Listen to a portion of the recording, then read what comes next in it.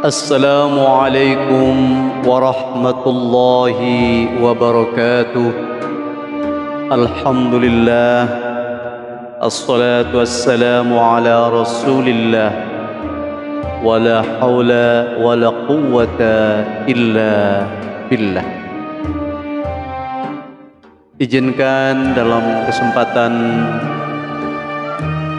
saat ini Al-Faqir ingin mengawali dengan membacakan surah An-Nisa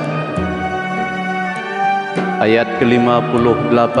A'udzu billahi minasy syaithanir rajim. Innallaha ya'murukum an tu'addul amanati ila ahliha wa idza hakamtum bainan nas an tahkumu bil 'adl. Innallaha na'imma ya'izukum bih. Innallaha kana sami'an basira.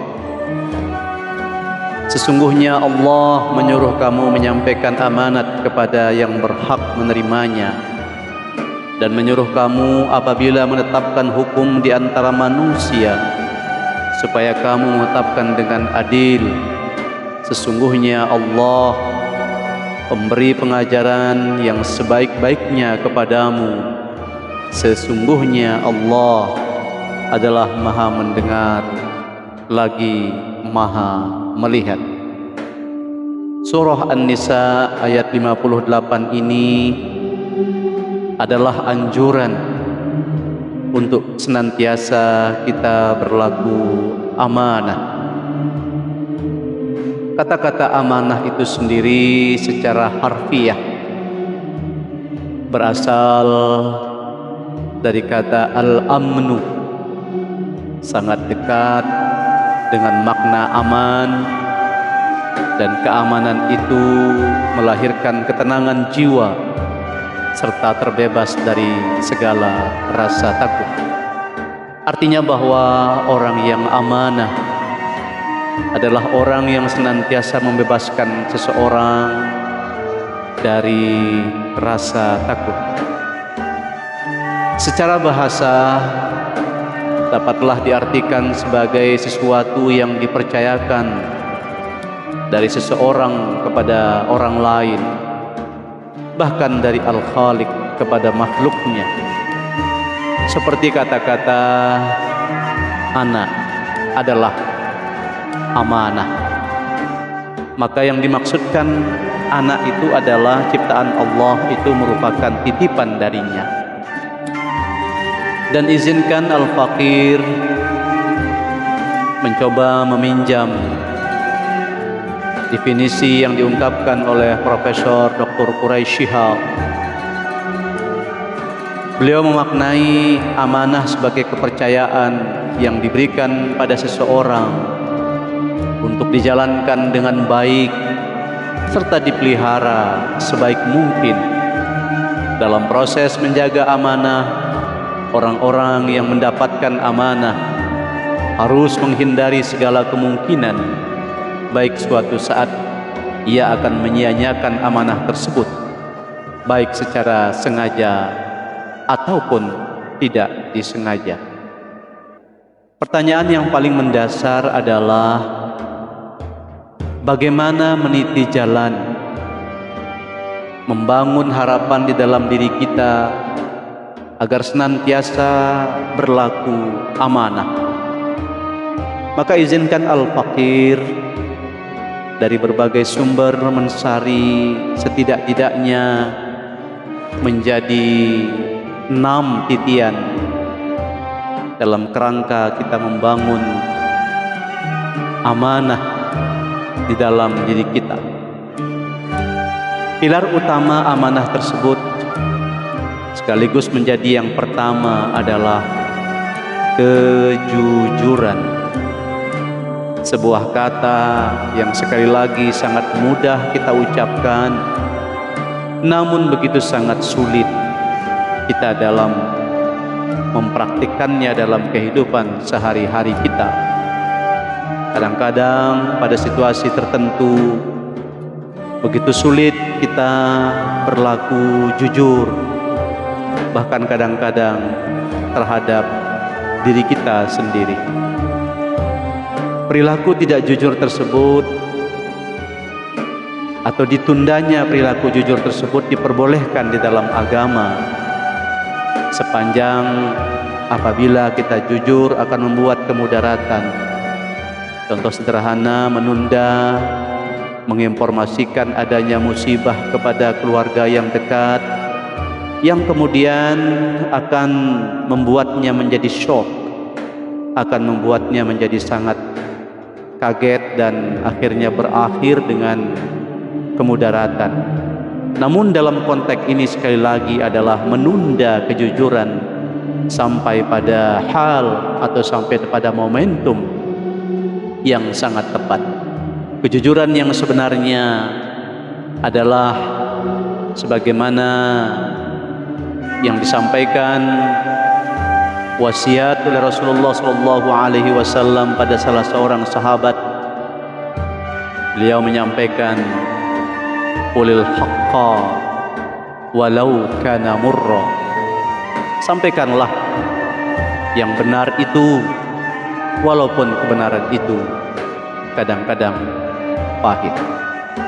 Wasiat ini disampaikan Rasulullah SAW pada sahabat Abu Dzar Al-Ghifari. Yang kedua adalah membangun integritas.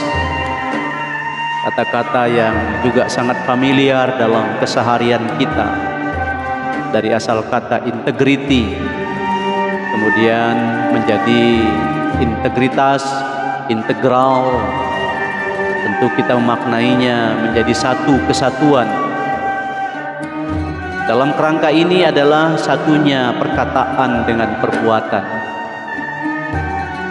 Apabila kita telah punya komitmen mengatakan sesuatu, maka senantiasa akan diiringi oleh perbuatan sebagaimana komitmen yang telah kita sampaikan.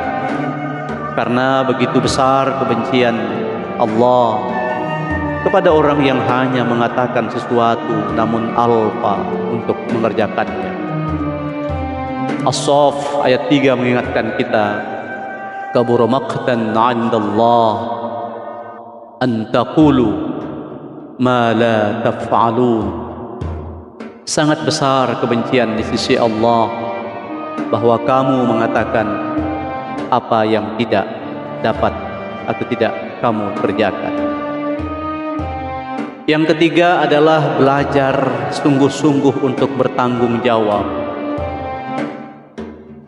Bertanggung jawab ini tidak harus menunggu kita untuk menjadi sesuatu, menjadi pemimpin, menjadi pejabat, karena sesungguhnya setiap kita adalah pemimpin.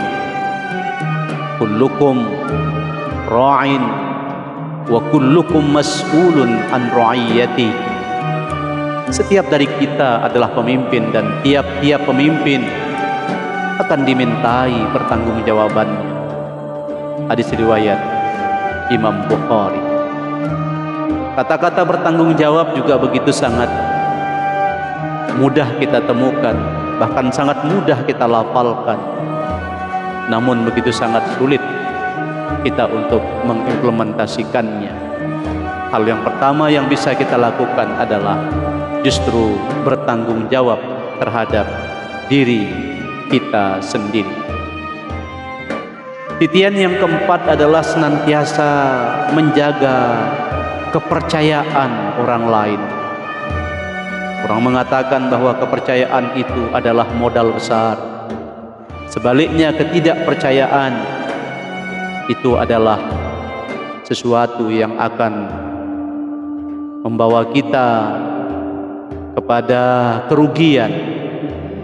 Ketika orang percaya kepada kita, maka support, maka dukungan, bahkan modal dengan sangat mudah akan diberikan kepada kita. Namun sebaliknya, begitu kita menggores kepercayaan itu, begitu kita tidak lagi bisa dipercaya, maka pelan tapi pasti kerugian akan membersamai kita. Salah satu bentuknya adalah benar-benar menghindari yang bernama ingkar janji, atau kemudian senantiasa berikhtiar untuk menepati janji. Menepati janji ini juga salah satu bagian daripada tanda-tanda orang yang munafik. Artinya sebaliknya, orang yang mengingkari janji adalah bagian daripada 3 tanda orang-orang munafik. Ayatul munafiqi 3: idza haddatsa kadzaba, wa idza wa'ada akhlafa, wa idza tumina khana. Tanda orang munafik ada 3. Jika bicara dia berdusta, jika berjanji ia ingkar janji, dan jika diberi amanah ia berkhianat. Semoga kita tidak menjadi bagian daripada orang yang munafik. Na'udzubillahi min dzalik. Titian yang kelima yang tidak kalah pentingnya dalam meniti amanah adalah membangun konsistensi. Dalam bahasa agama kita mengenalnya dengan istiqamah. Ini juga tidak kalah sulitnya. Membangun konsistensi, kontinuitas, sedikit demi sedikit. Ini sesuatu yang benar-benar sangat tidak mudah. Sehingga nilai-nilai konsistensi kadang melebihi daripada kemampuan, melebihi daripada skill. Sehingga para ulama mengatakan al-istiqamatu khairun min alfil karamah. Keistiqomahan itu lebih baik daripada 1000 karamah. Kemudian titian yang terakhir adalah menghargai milik atau harta orang lain. Kadang-kadang dalam kehidupan ini kita melihat begitu banyak sengketa-sengketa yang diakibatkan daripada pertikaian akan harta milik. Di dalam kearifan lokal Sasak kita mengenal istilah duwe bande. Duwe adalah yang dimiliki atau harta. Bande adalah sesuatu yang akan membebankan, memberatkan. Harta kita tentu tidak boleh menjadi bagian yang akan memberatkan kita. Maka salah satu yang bisa kita lakukan adalah berikhtiar semaksimal mungkin untuk menghargai harta tersebut dengan cara memeliharanya, termasuk menghargai kepemilikan dan aset orang lain. Surah An-Nisa ayat 29 dengan tegas melarang kita untuk menghindari dari memakan harta sesama kita dengan cara yang tidak benar. Ya ayyuhalladzina amanu la ta'kulu amwalakum bainakum bil batil illa an takuna tijaratan an taradin minkum wa la taqtulu anfusakum innallaha kana bikum rahima.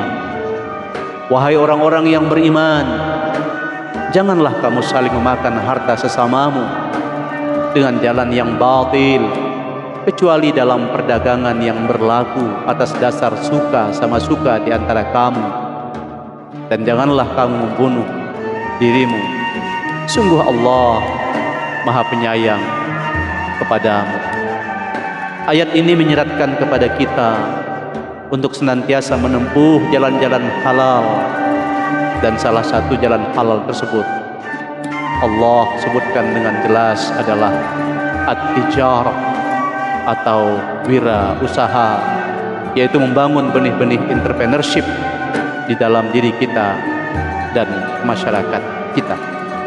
Semoga 6 titian ini mampu setidak-tidaknya memberikan kita penjelasan bagaimana berikhtiar untuk menjadi insan yang amanah. Akhirnya izinkan Al-Faqir Ma'asum Ahmad mengakhiri santun pesan pantun ini. Muknah bermutu, lihat rasakan, jangan ditawar bukti berhaji.